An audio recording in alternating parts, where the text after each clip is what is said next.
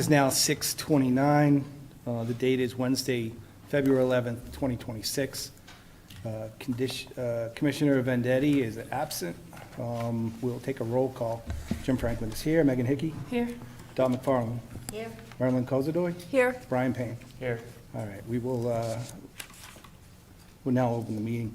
Please note that we are doing a hybrid meeting with in-person and virtual attendance.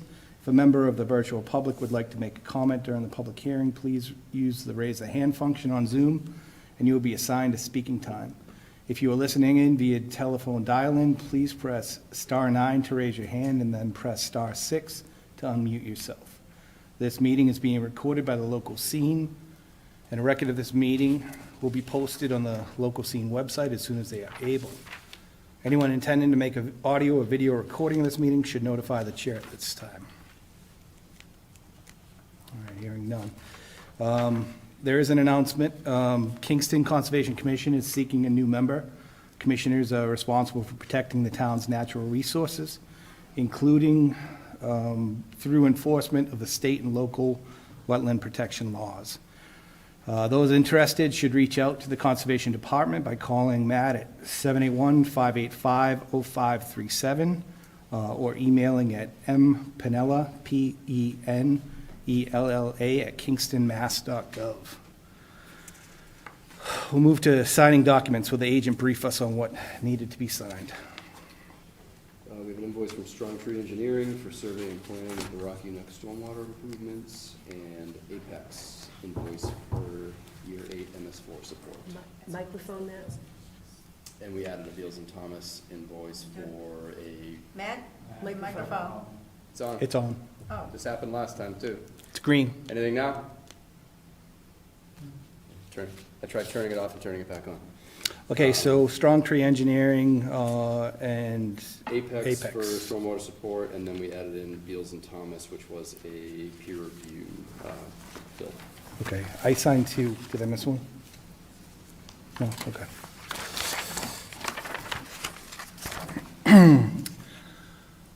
We have some time. Let's do enforcement. Matt, can you walk us through 51 Main Street and then 53R Main Street? Yeah, it's up to the commission. I mean, I think for conversation purposes, they're directly next to each other, and these came about by us getting complaints from both property owners about the adjacent property owner about actions that were taken. Initially, when I got the first reports of this from the owner of 51 Main Street, Stephen Buckus, he had talked about the abutting property owner cutting channels to divert stormwater onto his property and said it was going towards the wetlands. And you know, sometimes we see these things and they're just property rights issues and they're legal issues where if a neighbor does something, you're supposed to deal with it with them, take legal action, that sort of thing. I told him he should talk to the zoning department, and I looked online on the RGIS. DEP wetlands layer did not show wetland particularly close to where he was talking about, definitely in the back of the property, but it wasn't, you know, hugely concerning at the time. And then we got a walk-in from the owner of the other property, 53R, saying that the owner of 51 was causing pooling of water on his property by building a berm. Said there were things in there like Christmas trees with lights strung on them and other things, sort of making a berm on the property line to prevent water from going back there, you know, supposedly to, you know, dry his property up so he didn't have as many wetlands. And when he came in, he had a picture on his phone of a plan that was being worked on for wetland delineation, which showed wetlands much closer to that area than the DEP layer showed. So we had a little bit of back and forth there where both property owners either came in or you know, we had a complaint to EPA, which they usually just route through to the town conservation departments. So I spent some time just trying to get information together, do a little background on both properties, and see whether there were real violations there. You know, asked both property owners to send me whatever they had for, you know, factual information, photos, videos, things like that.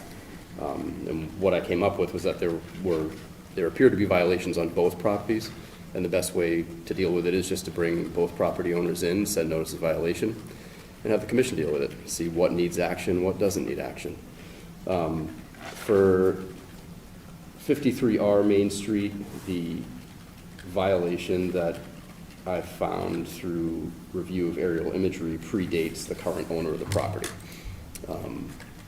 My interpretation of wetlands law and, conversations that I've had with town council about these things in the past was that, certain violations, you have a 2-year statute of limitations on wetlands law, and then 3-year look-back period when property changes hands. My understanding through council, unless I've misinterpreted it, is that if it's a violation where something is remaining in place, like fill, pavement, things like that, every day that that's there is a new violation. We sent out the notice of violation based on that. We received a letter tonight from Attorney Adam Brodsky, who's over there. You've seen him before.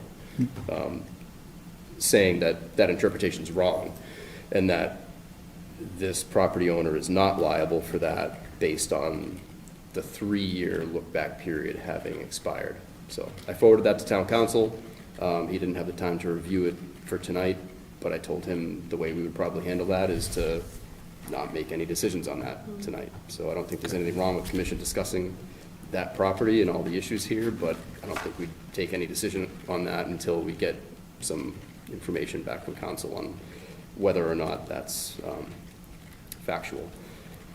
I had conversation with the property owner anyways and sort of explained that the commission typically is not looking to brutalize people over things that they didn't do, but they want to see things put right from the wetlands perspective. Here, there's sort of a he said, she said on who started this, who's causing this, who's causing water to go one direction or not allowing water to go there. I mean, in this situation, strictly based on aerial imagery and the timeline, it appears that that area used to be some form of turf or low-cut vegetation, and it was paved, and it slopes down towards where the wetlands are. So it's feasible that the paving of that area could cause more water to get down in that area because now it can't infiltrate into the ground. I don't know what steps the owner of 51 Main Street took. I have not done a site visit on that property yet, and that's one of my recommendations. But I couldn't tell from when I was there. There was some snow cover. You'll have the photos from that. I can't tell if the owner of 51 built up a berm there or not. I didn't see Christmas trees, Christmas tree lights, things like that. But again, there was some snow cover there, so a site visit would definitely inform. My staff report does, or timeline does indicate that there's a possibility that that's what happened there, and that would be a jurisdictional area. So beyond that, that's the only issue that I uncovered on 53R Main Street was the paving, which again was from the previous property owner. Regarding 51 Main Street, the only thing that involves that particular area was the potential addition of fill to create a berm, if that is what happened there. I can't tell that. But through review of aerial imagery, you see tree removal, vegetation removal, turf expansion, and expansion of what appears to be pavement. It might not be pavement, it might be a gravel parking area or something like that, but it's essentially an extension of like a driveway or parking area. And I have no evidence of any permitting at that property. Now again, the DEP wetlands layer shows wetlands being a little further back. The delineation that the neighbor or the abutter did shows wetlands, much closer to these areas where the work has been performed.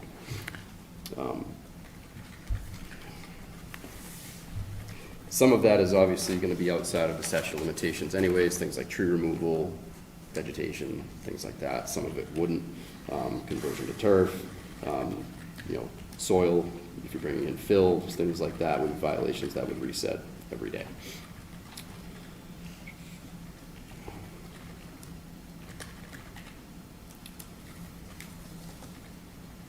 So we have clear violations on both properties, and I've not yet done a site visit on 51 Main Street. I don't know if that's something the commission would be interested in doing or not, but at a minimum, I should probably do a site visit there to assess the area. I've only looked at any of this from aerial imagery. And again, we shouldn't make any decision tonight on 53R Main Street without having some information from council on whether or not that current property owner is liable for that unpermitted work. Now, we have something new that came in today, correct? Yeah, that's what I was talking about. This That's is the a letter letter. from Attorney Brodsky. Yeah. So it sounds like you haven't been on site, you haven't put eyes on it, we have conflicting data from two different sources. We have some unreviewed legal documents that need to be reviewed, that could impact whether or not we're even looking at some aspect of this. I don't see the benefit of discussing anything until we get further on down the line and we actually have a staff report that's based on what we saw as a department. Also, I'd like to see what Tallerman has to say about this legal document before we say that something's not in our jurisdiction, or in this case, if it is in our jurisdiction based on time. So from that perspective, Do you want to, we have 51 Main Street here, if you want to ask if they're okay with a site visit. well, it's an enforcement issue. Do we need permission to have a site visit for an enforcement issue? I would say yes. Okay. Well, let's do this. If the commission's good with this, I think we should push. I think we should postpone. I think you can have conversation back and forth with them. There's still 2 feet of snow outside. That's We're what I not was going to getting point out anywhere too, quickly. is it's not a, I'm not going to be able to see anything for a while. I think we table this for a month, get the ducks in a better row. If they're amenable to us visiting, I think we should take a look and then figure out exactly what's going on here. What's the commission feel? All right. Perhaps we could have a motion to do such? Sorry? Since my name is Adam Brodsky, I'm happy to go to the podium. We're continuing this. We're ready for a motion on this, so we're gonna table it until we have the facts so that we're not discussing one thing without having the rest of it. So Go ahead. I just, Nope, it's not open yet. If you want to go up to the podium, I recognize you.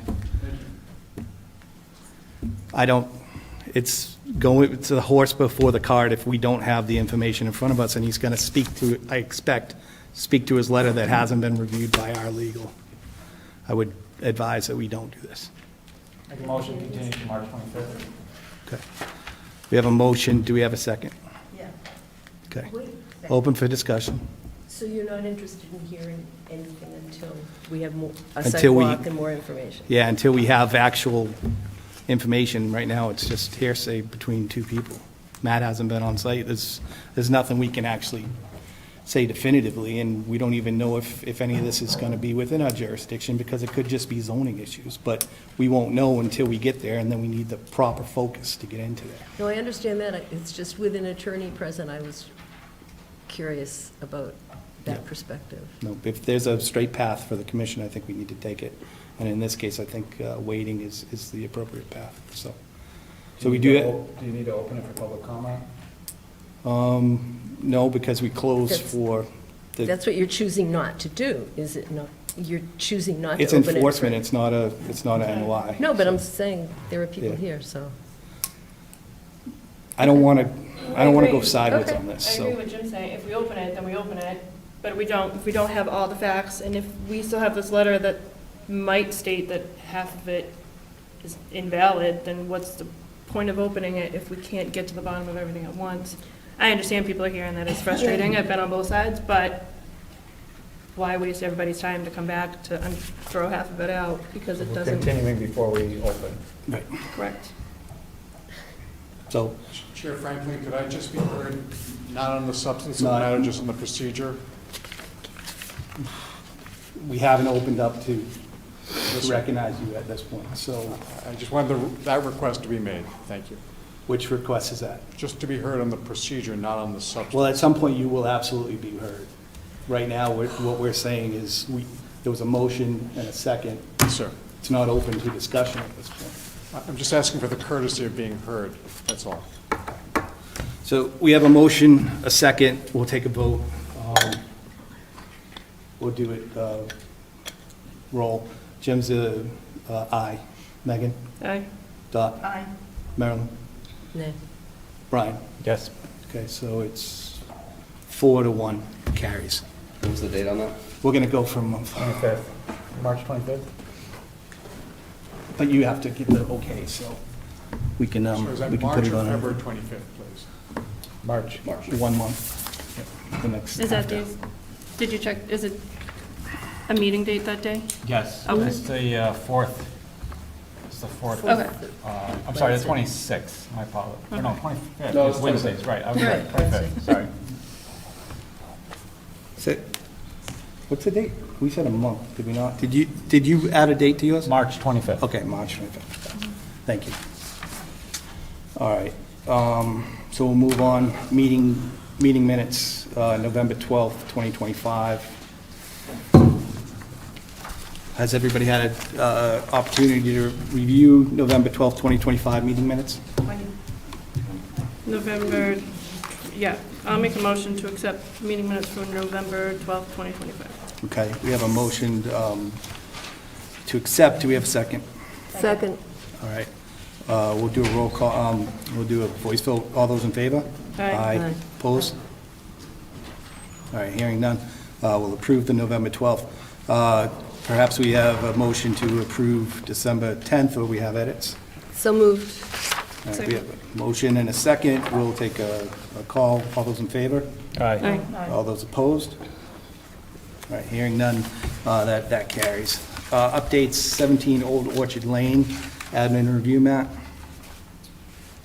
Yes, got a admin review from the owner of 17 Old Orchard Lane for the removal of 3 mature ash trees that were dying or dead from emerald ash borer. Unfortunately, we had thought that area was maybe kind of a holdout, that they might somehow be immune, but that's very clearly not the case. I went, did a site visit, was able to see the damage from the borers. And I approved the removal of those trees with no ground disturbance, no stump grinding, anything like that. And I believe, I got word that the trees were being removed a week ago. I expected a flurry of phone calls, received none. I have not been out to review the site with all the snow since then, but should have gone out without a hitch. And we are expecting an NOI on that property at some point. So some of the stumps, or 2 of the stumps, will likely be removed as part of an NOI filing that will come. We had an NOI filing there when I first started here, almost 5 years ago, so. That's all. All right. Looks like we got it. We're at 6:45, so we can do the public Yep. hearings, right? All right, so we'll move on to public hearings. Section A, Forge Pond Fish Passage on Old Lake Street, notice of intent. I will now open a hearing for a notice of intent for the proposed construction of a permanent fishway at the Forge Pond Dam under Old Lake Street with associated dredging to restore the channel and improved, what is this? Diadermis. Yeah. Come on, Jim. Okay, yeah, that's, you're gonna have to give me more on that. Diadermis Fish Passage. That one gets me every time. Yeah. All right, so as this is the first hearing on this project, we would hear we will now hear an introduction from the applicants. We have Jill Griffiths online from Gomez and Sullivan. Hi, can you guys hear me okay? Yes. Yes. All right. Thank you, Chairperson Franklin and members of the commission. Thank you for having us here tonight. We also have several members of the project team sitting in the room with you. I apologize I couldn't be there today. But I'm just going to give a brief overview of the project, and then others in the room can also speak and answer questions as needed. So if I may, I'd just like to share my screen and show a few slides. Please. Okay. Let me know when you can see that. We're good, we have them. Okay, great. All right, so this is the Jones River and Forge Pond Fish Passage Improvement Project. This is being filed as an ecological restoration project, And there are three main elements of the project which I'll go through, but the primary element is getting fish, diadromous fish, as you mentioned, migratory fish that migrate between the ocean and freshwater environments for their life cycle. Getting those fish over the dam, Forge Pond Dam, through Forge Pond here on the left, and also on the right is the downstream channel below the dam with some improvements there as well. So I'll go through that in more detail. Project and funding partners that have worked on this project over the years include the Massachusetts Division of Marine Fisheries. Brad Chase is in the room there. He's been a big lead for the project and working with all parties to get this project through. The owner of the dam is the city of Brockton, so they are involved as well and have a memorandum of agreement with DMF on this project to do these improvements at the dam. The Jones River Watershed Association as well, as I'm sure you all know, are a huge project proponent of restoration and fish passage in the river, and I believe Pine and maybe Jimmy are in the room with you as well. The Conservation Commission and Matt have been an asset. There's a project, an adjacent project downstream, the Lake Street Culvert Replacement Project, which I'll mention later, but that's also kind of tangential to this. And funding has also been received from DMF, Jones River, and U.S. Fish and Wildlife Service. I am, sorry, I did not introduce myself. I am Jill Griffiths with Gomez and Sullivan Engineers, and I'm a water resources engineer and the design engineer for the project, and we've also had an archaeological consultant as well, PAL. So as I mentioned, this is an ecological restoration project, which is a certain type of project that can be filed under the Wetlands Protection Act. And there are several different project types, such as dam removals, culvert replacements. This is one of those project types known as restoration of fish passageways. And in order to be an ecological restoration project, there are a number of checklist items that have to be met, which you'll find in the application. But the project must also further at least one of the interests identified in this section, and this project does further several of those interests, most notably the protection of fisheries. So goals and benefits of the project are many. This is a very good project. It doesn't have a lot of negatives. It has a lot of benefits. The primary goal is to enhance that passage of those fish into Silver Lake, which is an important spawning ground for them. Again, these are migratory fish or diadromous fish. Some of the species here are listed below that would benefit from the project, such as a river herring, American eel, sea lamprey. And as I'm sure many of you know, it doesn't stop at these fish. It extends far beyond that because they have a huge impact. They're important food sources for wildlife. They're important to recreational fisheries and so forth. So many benefits that come from the restoration of those fisheries, as well as by implementing this project, it will improve the flow regime through the river and restore some of that flow and improve water quality and aquatic habitat. This is just a map of fish passage in the Jones River watershed. The teal shows the migratory fish runs, and the red is where there are blockages and inaccessible habitat.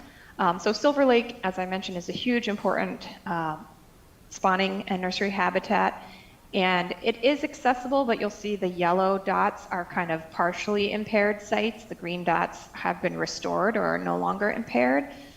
So you may be familiar with the Elm Street Dam, which was removed in 2019. That's here. But the project that we're focusing on is up here at the headwaters, and the Forge Pond Dam is a partial impairment, and then the junction into Silver Lake as well, which will be addressed as part of this project. Here's just an aerial map showing some of the site features. So zooming in on that little purple rectangle that I showed you in the previous slide, this is Forge Pond. Silver Lake is over here on the left, and the Jones River flows down to the right of the page downstream. So this is, Forge Pond Dam is damming Silver Lake. Previously, it was a natural outfall from the lake directly into the Jones River. So Forge Pond is an artificial impoundment. Sand has built up here at the edge, at the junction between Silver Lake and Forge Pond over time due to prevailing winds, but that is not a natural feature that's built up due to the operations of Silver Lake for water supply. by the city of Brockton. And so over time, fish can get up to the dam, and there is an existing fish ladder now, which I'll get into in a little bit, but it's not super effective. The fish have a hard time, and the pond is also hard for them to navigate through. This picture makes it look nice and open, but I'll show you some other pictures later that show you the amount of vegetation that grows at different times of the year. This is just zooming in another closer drone image of the dam itself. So we've got the spillway here flowing over with water, some stop log bays on the right. Water flows up the page under Old Lake Street, which has some old stone culverts, and then current Lake Street culvert is here, just off the page. And then just a few photos of those same features. So here's the dam itself. Here's the existing ladder. This was designed as just a temporary fix to try to get fish upstream. And Brad can comment more on the effectiveness of it, but it was always intended as a temporary structure, and it's not super effective. Here you can see Old Lake Street downstream, and it's got a number of stone culvert openings, which you can see here viewed from the downstream side. And then further down, just a few feet beyond that, is the Lake Street culvert under Lake Street. And as I mentioned, there is a project that's been designed and permitted to replace the Lake Street culvert with a more fish-friendly, larger structure that will pass higher flood flows and aquatic species. And I believe that came before the commission a couple of years ago, so you may be familiar with that project. We are working with Matt and the design engineer on that project. We have worked with them to obtain their materials and make sure that our design ties in with theirs. And it is now anticipated that this project would be constructed prior to the Lake Street culvert. So we will be sure to work with them to make sure that those projects tie in seamlessly. And here's just an excerpt from their design plan showing the replacement culvert. You can see it's a much larger structure with a channel designed for aquatic species. This is zooming in on Forge Pond, as I mentioned, just showing another view with heavy aquatic vegetation in the summer, and a photo showing the same. So as you can imagine, this is heavily filled in with sediment, and it's difficult for fish to navigate through. And just one more view, drone view, looking towards Silver Lake beyond. So this project has been through many years of feasibility studies and alternatives analyses, even long ago looking at dam removal, which again is challenging currently due to water supply operations. Bypass channels, not enough space to properly design that.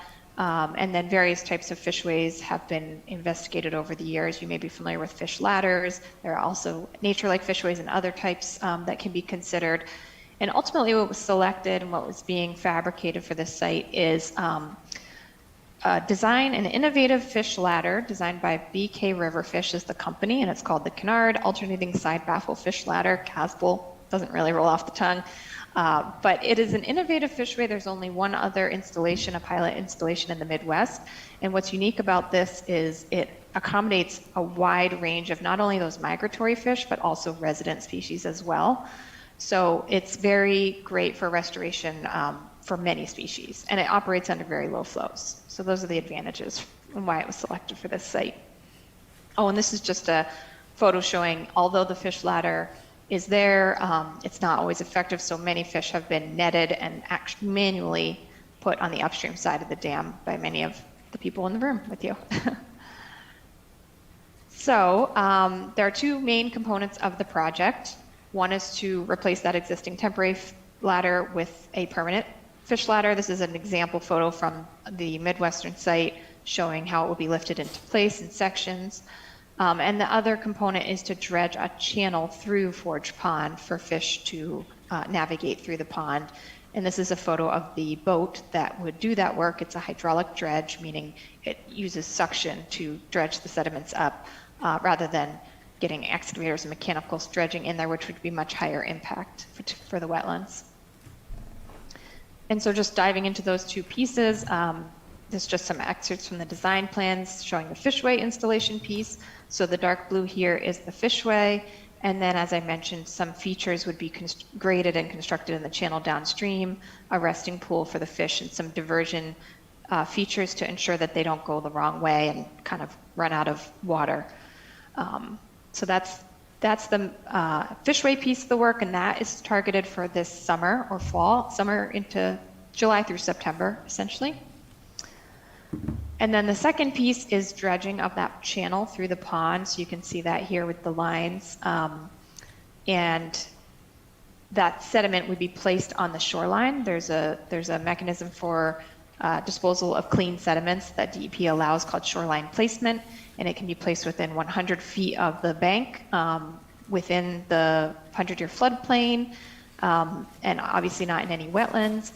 So these purple areas here show available possibilities of where that sediment could be placed.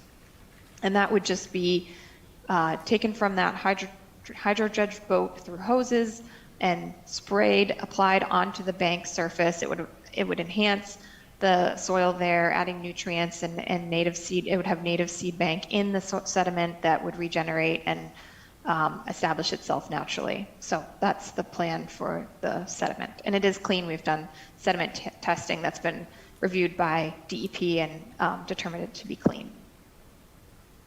That's the dredging. So those are the components of the project. This just shows kind of the anticipated temporary impact areas, which I'm happy to go through in more detail. No permanent change anticipated. And then just a reminder that the ecological restoration projects do allow for temporary loss or conversion of resource areas because it's for the overall benefit. It's viewed as a net beneficial project for the resource.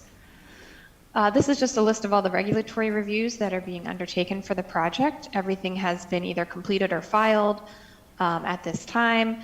Ecological restoration projects are kind of a moving target of, a catch-22 of you have to file this first before you can file this, but you have to obtain that before you can file this. So it's not quite clean and perfect in the way it's written in the regulations. So we are filing this now, and we have filed the 401, but we do need to wait for the 401 to be issued before the ecological NOI order of conditions can be issued.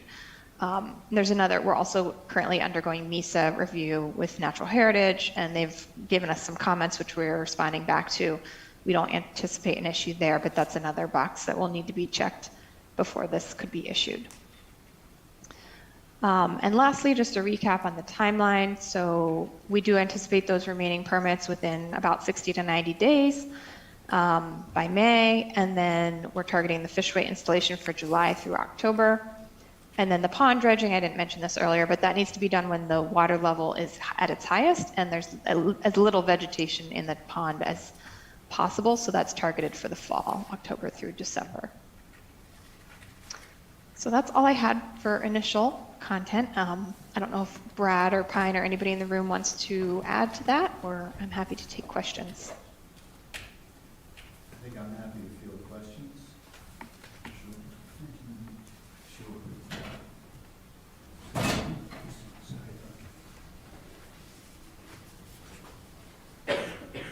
Just state your name, address for the record, and if you haven't signed in, please do so. Sure. Okay. Brad Chase, Massachusetts Division of Marine Fisheries, Didymus Fish Project Leader, and our address is 764 South Rodney French Boulevard, New Bedford, Massachusetts. So I think Jill has described the project fairly well. I understand that this will be continued, given some other permits that need to be satisfied first, so I thought maybe tonight that myself and Pine and Jimmy could answer any questions that the commission might have. Okay. Pine, Jimmy, if you're going to respond, please do so at the podium. And if you are going to speak, again, with the names and the addresses. At this point, we'll open up to any questions from the commission that, based on what we've seen.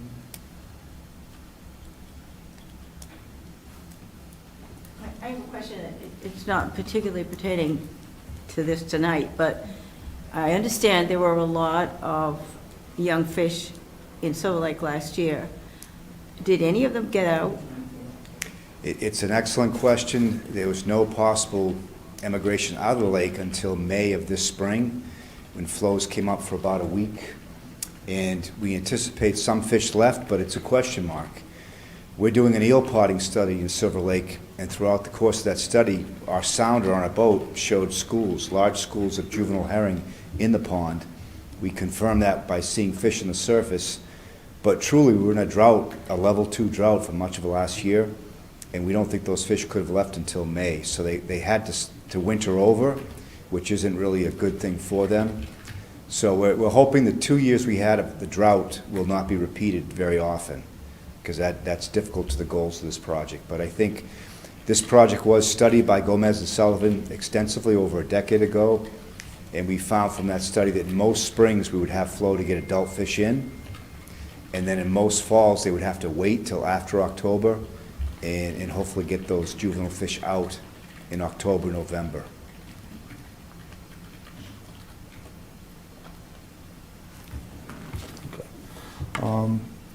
Matt, do you have notes? Sure. Yeah, just trying not to repeat everything that you just said. But just briefly, I mean, this is sort of a sister project of our Lake Street Culvert project, so we've been working very closely with these guys. Sort of, we've looked at both of these projects as one, bigger fish passage and resiliency project in that area. So, doesn't change my review, but it is something that I've also been helping push along because it's a really beneficial project. So, one of the things that's come up is the ladder design in the past. We've been writing a ton of grants for all of these projects, and some people had questions on that. It's a really good design, and the one that you mentioned in the Midwest has been really successful. It's passed 51 species of fish, or in the first couple of, I think, 4 years after they installed it, their data showed 51 species of fish had passed through the ladder in both directions, from darters 1.5 inches long to 2-foot bass. So in this case, our main species of interest are river herring, mainly alewife, but probably also some blueback herring, and American eels. You have the out-migration of adults for breeding and the in-migration of juveniles. This improved connectivity will help other species just pass back and forth and find more beneficial sections of river to be in. But our main goal are those diadromous species, and this ladder is definitely appropriately sized for them. I noted that the required O&M plan for the fishway is attached, but it's a working draft. Appears to don't have the signature from the director of DMF. The commission should include a special condition requiring a final draft be submitted to the department before work commences, with any changes clearly noted. We had the required construction sequence submitted. It does detail the installation of the fishway between July 1st and September 30th of next year, and the dredging targeted at October 15th to December 15th, 2026, with follow-up work June 15th to 30th, 2027, only if needed. That sequence appeared sufficient to me. We did have a question from the water department on that, looking for a sequence on that with questions about their water main, so I did provide that to the superintendent. He asked if they could have a water department representative on site for any pre-work construction meeting, which should be not a problem. Project narrative detailed how all of the project meets the relevant standards of WPA and KWPR. Ground conditions obviously prevent me affirming the wetland boundaries. As she mentioned, we're not wrapping this up. We have to wait for 2 other permits to come in on this, so it's possible before we talk about this again that I can get out and put eyes on that. But otherwise, as a beneficial project, being an ecological restoration project, I would think it's fine to issue orders of conditions with a special condition requiring a spring review of wetland flags and requiring the plan of record be updated with any resulting changes in flag locations. There wouldn't be any work performed before spring on this project anyways, and moving of flags would not really change the project. It would just shift the shoreline placement of dredged sediment a little bit. So, one other thing, I had a project abutter who's here tonight, reached out with concerns about the dredging spoils.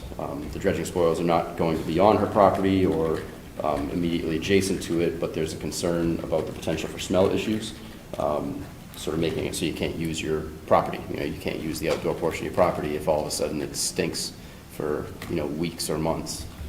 after this sort of project. So I passed those concerns on pretty early to the project team. They put together a odor contingency plan, which lays out some steps for mitigating those issues. I'll read through what those are. Commission can request any modifications of that plan if they feel necessary, or they could add any special conditions to any issued orders of conditions. From the contingency plan, it says dredging activities will be targeted to October 15th to December 15th. That's a time of reduced biological and outdoor human recreational activity. DMF does not expect that nuisance odors will be generated to affect nearby properties. However, there may be other times of year when dredging may be permitted, such as they mentioned that potential for the following June, if need be. In the event that nuisance odors are identified during dredging, DMF staff will respond as follows. DMF staff will communicate directly with concerned citizens to understand the odor conditions experienced. DMF staff will identify locations of cast dredge materials and inspect conditions. Clumped organic material will be raked to distribute spatially and covered with tarps if needed. If odor concerns cannot be resolved, dredging will cease until a suitable solution can be determined. I also noted in talking about the wetland delineation that the shoreline dewatering of the hydro dredging spoils should be field located just to minimize temporary impacts on existing vegetation.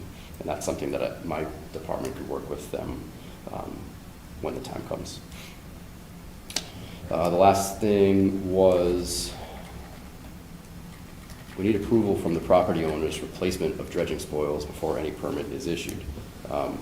You are one of the property owners, so we do have a form that the commission could sign allowing that. You don't have to do it tonight, but it would be something that you could discuss. And the owners of the land at Wingate, parcels 14-1 and 14-2, would need to sign the same thing. It's similar to the other projects we've had where you have a project going on somebody's property. They should be, they received the butter notification, but they should, sign something saying they understand that work is going to happen on their property. So the project team understands the need for that. They did provide the blank forms that are going to need signature, and they're working on the Wingate portion now. Lastly, it wasn't mentioned here, but there was a portion of sediment that did test positive for contamination that was very close to the dam, and I believe the project calls for that to be trucked off-site and disposed of properly. That's all I got. All right. Do you have any responses to Matt's statements? No, everything is consistent. I think maybe that last sediment sample was reevaluated by DEP, and so I'm going to ask Yeah. Jill if she could give us. Yeah, I can chime in on that. Sorry for that, Matt. The sediment has been determined by DEP to not exceed any contamination thresholds. It is not contaminated. That was more of a reporting error in the way it was being reported early on in a spreadsheet. It was a non-detect amount, but it was reported in a way that made it look like it was exceeding one of their thresholds, but it was not. So rest assured that it is all clean. Perfect. All right. Is there any other One other questions? point of clarification. The dam will have a saw cut for the footprint of the new fishway. It'll lower it 1 foot by 2 feet, and that saw cut will be contracted through Division of Marine Fisheries. And we may seek to do that saw cut at the end of June if all the permits are squared away. And so I don't think that's been discussed, but that would be the only thing we would seek to do before July 1st this calendar year if everything goes through. That's a case where you hire a company, they come in and they make the cut and they're done in no time at all. But that's something that if the commission wanted to be done later, we could do it later as well. But it might be something we seek to do at the end of June. Could you clarify that for me? Did you say you will be lowering the dam? Well, yes, well, there'll be a slot cut, or we call it a notch, where the fishway bracket will sit, and so it'll lower the fishway floor 1 foot below the present dam crest. Okay. And so that's something that will be done. It's been approved by the owner, the city of Brockton, and it will have stop log slots, so you can put boards there to stop the flow. Oh, I see. So it's really to allow right. the spring movement up and the fall movement downstream, and the boards can be put in at any other time. but it allows for better passage under a longer period of time of pond level. Last couple of years, the water has been very low. Yeah. Would that reach that passage or not? The last 2 years have been really difficult. 2 years ago, fish came up in the spring, and since then, the drought was persistent. And really, there was no spillover last winter. 500, almost 600 days, or 10 days of flood. So that's something that I haven't seen in all these years working on the site. I think There's it's a reason, and I can tell you why. pretty uncommon, so we're hoping it doesn't happen often. But again, I think we can, under most scenarios, get spring migration up into the Silver Lake, and then we'll have to actively work to get the juvenile herring out in the fall. There'll be years where there's no water on October 15th, and those juvenile fish will have to wait. And hopefully that waiting will happen until November and not much later. Thank you. All right, we'll open it up to public comments. Do we have anybody online? Anybody in the room? Just as much as I am. No, I'm one of You go first. You ride both sides of that one, Pine. Hi, I'm Heidi Whipple, 35 Lake Street. I am one of the abutters. I have some huge concerns about the odor, the traffic. Our inlet to our home is that side of Old Lake Street, which is how people like Pine get there. But there's rocks on the other side, and there's no houses over there. So if we moved those boulders and made it so that there weren't big trucks coming through, only one more thing. you know, Yeah, I get you. it would make much more sense. Agreed. Pine can, I don't know if you're really familiar with the area, but there is a gate there that commonly gets taken down and left down, and people, I had a big, huge Amazon truck go flying by one day down Old Lake Street. You're not getting anywhere. But if we could put the rocks there, then we'd keep the big traffic from going by my home, which is a 300-year-old home. And so it can't tolerate some of the gyrations. Right. I mean, we hear it from Main Street all the time. I know you guys have heard this before. Other concerns I have are the odor, which Matt has been so gracious as to listen to me go, well, what about this, what about that? And I am concerned about that second dredging that they're speaking of. It had a timeline that could encase over the summer, and if we're dredging this over the summer, we are outside people. We are out in our yard all the time. My kids are probably some of the only kids on Forge Pond kayaking up into Silver Lake. I don't see many other people doing it, but we do. That being said, with this dredging, I am hoping that the commission would grant us permission to have a seasonal dock to get to the dredged area, because it's gonna divert the water from our land, so we won't be able to get right in on our kayaks, and it's gonna be very mushy. So I would like to be able to get the kids into their kayaks, and so we can keep enjoying this area the way we do.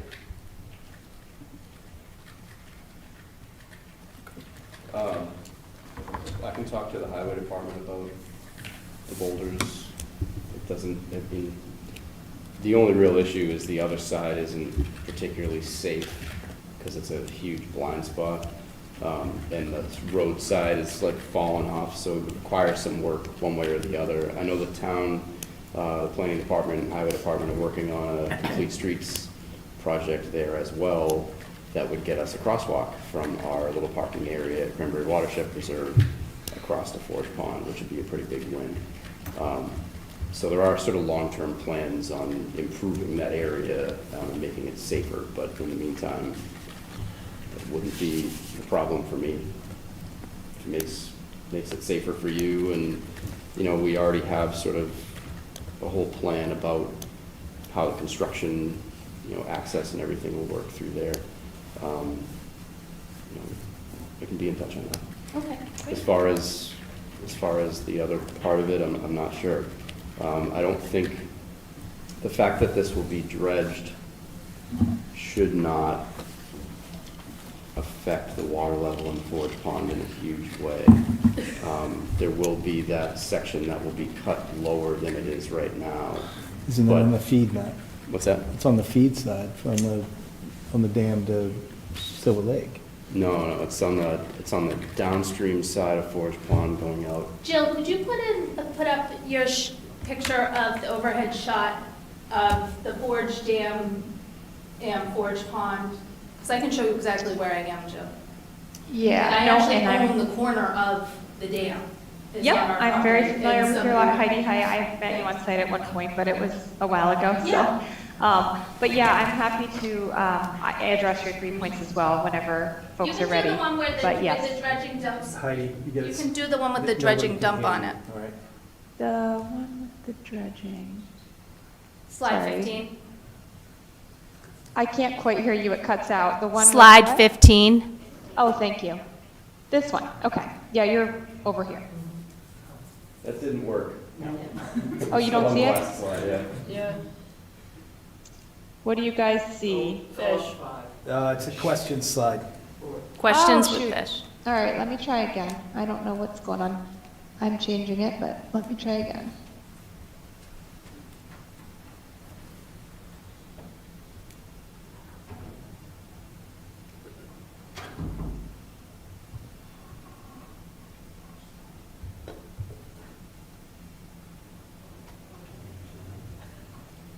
So she had to leave Zoom and come back. But yeah, Nate, she's Hi, so sorry about that. Can I try that again? Please. Okay. All right, how about now? Forge Pond dredging? Yep. Okay, good. All right, so you're over here, right, Heidi? Yep, I own a whole bunch of that. Yep. So, yeah, to answer your 3 questions, or concerns, I don't see a reason, other than safety, which, the town and DMF can weigh in on. I don't see a reason why we can't move those stones and use access from this side. We do have a proposed dewatering area shown here, but that's most likely not needed. I will also say that there won't be a lot of traffic associated with this project. The dredging part is going to be accessed from the other side of Silver Lake. The boat will be launched from the other side and brought in that way. So they actually won't even be using Lake Street at all. For the fishway installation, it's really just bringing the excavator on site initially and stockpiling the fishway sections. After that, they're just going to be sitting there and installing those sections and grading. There won't be any material coming on or off the site. Brad, correct me if I'm wrong, but I don't envision a lot of daily traffic or hauling of materials or anything like that. So again, I think that could be accommodated from the south side of Old Lake Street. The odor and the dredging, I wanted to mention that June window. It's really only a 15-day period in June, and it was just, if for some reason the water levels weren't quite right when they did it in the fall, that would be just a cleanup, additional come back and do a little bit more, and it would be at the very end where it connects into Silver Lake, and that's primarily sandy material, so it would not be mucky dredge that would have odor associated with it. So that, again, that 2027 period is not anticipated to be needed, and if it was needed, it would just be to kind of do a little bit more here at the outlet. So I don't think that will preclude you guys from, using the pond all summer. And then lastly, about the water levels, Matt was correct in speculating that this dredge channel will not change the water level at your site, at your adjacent shoreline there. And the reason being because the dam will still be controlling that water level. The only time it would change is if it's, if the boards are open for the fish ladder, which is in the spring and the fall, there will be a slight change, but not enough that it would be perceptibly different at your shoreline. This channel will just, immediately fill in. Yes, it's a deeper channel, but it will immediately fill in and still be held at the level of the dam or the stop log press, whatever's being maintained at that time. So if anything, it would improve, I hope it will improve kayaking for your family because you'll have a nice channel to actually get through all the vegetation. So I think I hit on the 3 things that you mentioned, but let me know if there's anything I missed. I might nominate the Whipple children to help DMF with the dredging. They might- They can run And then they can machines. have some oversight of the smell of the material as it's coming on, and, you know, you'll have a connection there. So if you need some, They would enjoy it. They would, fine seeing them. You know, they're just outside kids, and we enjoy where we live, and we want to keep enjoying where we live. And being able to access the pond is huge for us. So I appreciate you letting me speak and listening to my concerns. Thank Heidi, you. did you get all the information that you were looking for? If I didn't, I'll get it from Matt. Matt and I have lots of conversations because I'm really concerned about the smell. It goes back to my husband's family are cranberry bog people. And when you go and you do the dike cleaning and the channel cleaning of the bogs, it stinks. And it doesn't stink just for a day or two. It's a while, and I don't want my yard to smell like that. The other thing I'll say, Heidi, The cranberry people. Heidi, just real quickly, I'll say too that the dredge, the difference between that, I believe when the cranberry bogs are dredged, it's more of an open air excavation, whereas the dredged area is still covered with water, so the water contains the odor. No, it's the material that's brought out. The placement. It's just area, like yeah, if my kids go down and get muddy in the pond, it's disgusting. It stinks. Yeah. So the shoreline, the placement area will, but it'll be just a few inches spread over the ground, so we feel that it will dissipate very quickly, not big stockpiles, and it's on the opposite side of the pond, and I believe the prevailing winds are generally along the pond, if I'm not mistaken, so. Yeah. Between that and the season, the fall into winter season. You know, the other option would be to truck all this material off and not have me experience any discomfort of smell. There was language in there, Matt, could you remind her of the language that was in there about placement and monitoring the smell and all the that stuff? contingency It's stuff. Yeah, contingencies. because I think, So, I'm not sure the logistics of trucking with a hydro dredge, or even if it wasn't a hydro dredge, So- the logistics of trucking on this particular site, I think, would be prohibitive. So the point of the hydro dredge, just so you know, is to keep this cost down too. And this is affecting my property. I pay To be taxes honest, just like everyone else. Heidi, to be honest, it hasn't affected anything at this point, and there is contingency language that they read, I think, to you, so I'm hoping that that's enough to see that there's a planned path here. Did you read the path? Because it's not super great, Jim. I'm gonna be honest with you. But she also said that it sounds like most of what they're excavating is sand because they built up. That's the- only from the end by Silver Lake. It is Yeah, it's on the mucky, closer part of Silver nasty, gross throughout that pond. Pine can tell you. Yeah, I haven't been. Yeah, it's gross. But it's, once you get up into Silver Lake, you have a great little kayak for yourselves. Illegal as it is. What, kayak? Yeah, it's a water It's source. a- It's a it's a public water reservoir. supply. And You're not definitely supposed- nobody ever does it either. Nobody ever does that. You will have my cell number. There we go. Brad Chase from DMF offering his cell phone number to the abutter. That's what we like to see. Yeah. Love and beyond, thank you.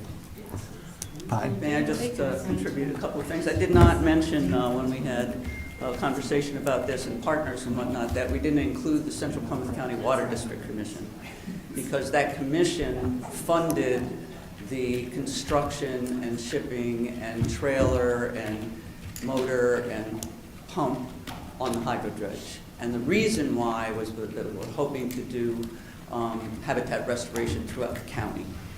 So this would be the first time for that use, but from what we've seen in terms of looking into this, and we started looking into it when we were doing the Elm Street dam removal. But then DER thought that it would be better to let everything go downstream, so we stopped looking at it then. You can't do that here, and we're not taking out the dam, so we won't be flushing it downstream like happened at Elm Street.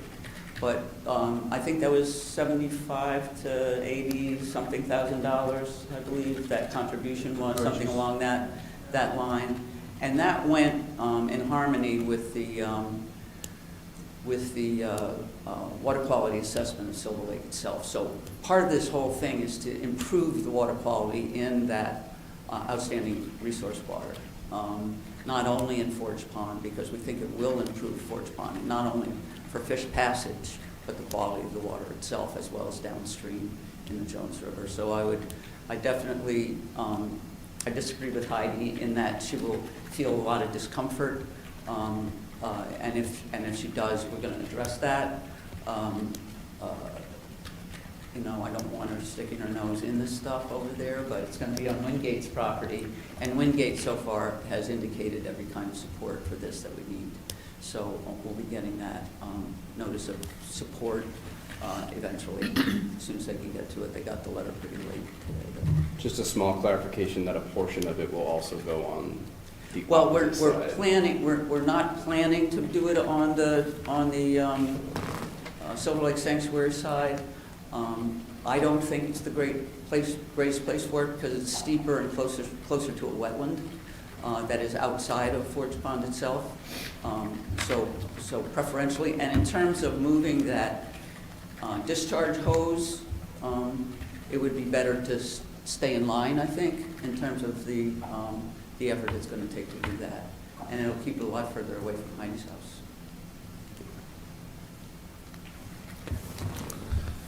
Questions for Pine? No, great report. Yep. I think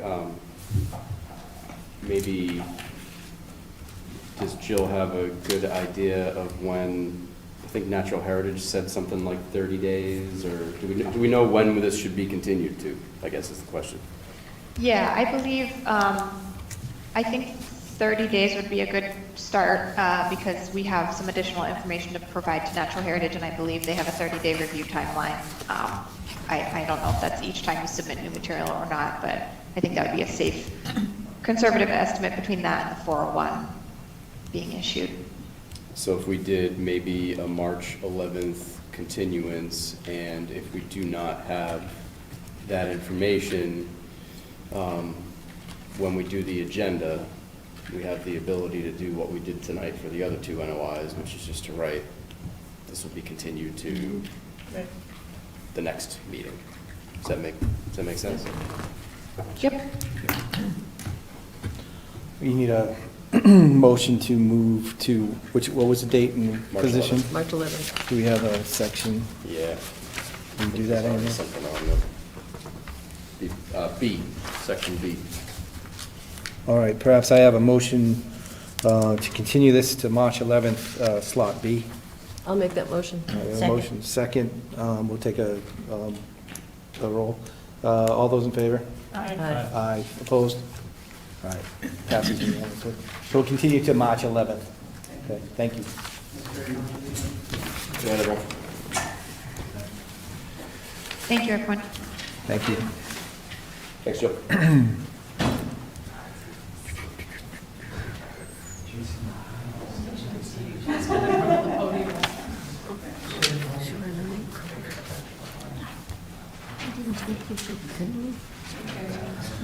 All right. Good night, Bill. Good to see you. Thank you. That was a great presentation. That's the thing.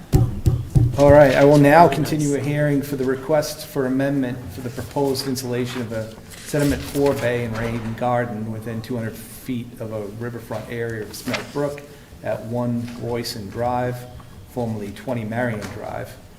They have requested a continuance until February 25th. Do I hear a motion? I'll make that motion. All right, do we have a second? Second. All right, we have a motion by Marilyn, second by Megan. All those in favor? Aye. Opposed? The motion carries. Unanimous. Section C, 135 Indian Pond Road, map A6, lot 16, notice of intent. I will now open a hearing for a notice of intent for the proposed construction of an addition to a single-family home with associated septic system upgrades within the 200-foot riverfront area to a perennial stream and the 100-foot buffer zones to a bordering vegetated wetland and a bordering land subject to flooding at 135 Indian Pond Road. They have requested a continuance until February 25th. Do I hear a motion? I'll make that motion. We have a motion by Megan, second by Brian. All those in favor? Aye. Aye. Opposed? That motion carries unanimously. Sorry, just a clarification on both of those. They didn't request continuance, there were procedural reasons for it, just for, Okay, Yeah. sorry. I should have brought my glasses. So it looks like we're at closing. Do we cover, Yeah. is there anything else, Matt? Okay. done. The next meeting will be held February 25th, 2026, starting at 6:30. The time is now 7:34. Do I hear a motion to adjourn? So moved. Second. Brian, seconded by Marilyn. All those in favor? Aye. Aye. Opposed? Hearing none, unanimous. We are adjourned.